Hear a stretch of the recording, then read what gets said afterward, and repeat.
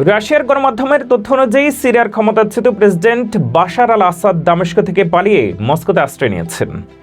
Russia দীর্ঘদিন ধরে আসাদ সরকারের প্রধান সহযোগী হিসেবে কাজ করলেও বর্তমান পরিস্থিতিতে তার পরিবার রাজনৈতিক আশ্রয় পেতে পারে বলে ধারণা করা হচ্ছে। যুক্তরাষ্ট্রের পররাষ্ট্রমন্ত্রী অ্যান্টনি ব্লিংকেন মন্তব্য করেছেন, আসাদ সরকার নিজেই তাদের পতনের জন্য দায়ী। তার কথায় রাশিয়া ও ইরানের উপরে অতিরিক্ত নির্ভরতা এবং গ্রহণযোগ্য রাজনৈতিক প্রক্রিয়ার অভাব আসাদের পতনকে অনিবার্য করে তুলেছিল। ফরাসি প্রেসিডেন্ট ইমানুয়েল ম্যাক্রো এই ঘটনাকে একটি বর্বর রাষ্ট্রের পতন বলে আখ্যায়িত করেছেন। জার্মানির চ্যান্সেলর ওলাফ শলজ বলেছেন, সিরিয়ার জনগণ দীর্ঘদিন দুর্ভোগ পোহালেও এই পরিবর্তন একটি গুরুত্বপূর্ণ ইতিবাচক বার্তা বয়ে এনেছে। আরব বিশ্বের কিছু দেশ যারা সাম্প্রতিক বছরগুলোতে আসাদের সাথে সম্পর্ক পুনঃস্থাপনের চেষ্টা করেছিল, তারাও এই পরিবর্তনে মিশ্র প্রতিক্রিয়া দেখাচ্ছে। কাতারের পররাষ্ট্রমন্ত্রী সিরিয়ার ঐক্য রক্ষার আহ্বান জানিয়ে গভীর উদ্বেগ প্রকাশ করেছেন। তুরস্কে যেখানে প্রায় ৩০ লাখ সিরিয়ান শরণার্থী রয়েছে, তাদের পররাষ্ট্রমন্ত্রী হাকান ফিদান বলেন, সিরিয়ানরা এখন নিজেদের দেশে ফিরে যেতে পারবে। জাতিসংঘ নিরাপত্তা পরিষদ সিরিয়ার পরিস্থিতি নিয়ে আলোচনার জন্য একটি বিশেষ সভার আহ্বান জানিয়েছে।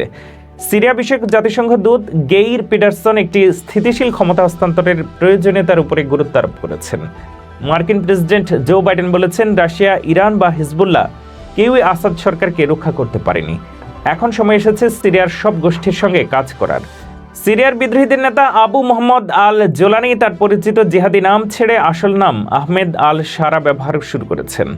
তার নেতৃত্বাধীন হায়াত তাহরিল আল শাম এইচটিএস দামেস্ক দখল করে আসাদ সরকারকে ক্ষমতাচ্যুত করে।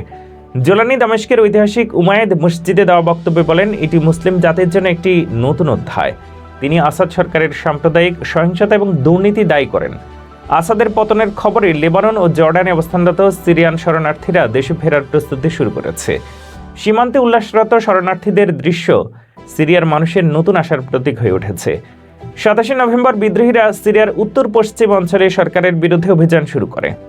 ৫ ডিসেম্বর হামা শহর বিদ্রোহীদের দখলে যায়। ৬ ডিসেম্বর দেরা অঞ্চলে বিদ্রোহীদের নিয়ন্ত্রণে আসে। ৮ ডিসেম্বর বিদ্রোহীরা দামেস্কে প্রবেশ করে এবং ঘোষণা দেয় যে আসাদ পালিয়ে গেছেন।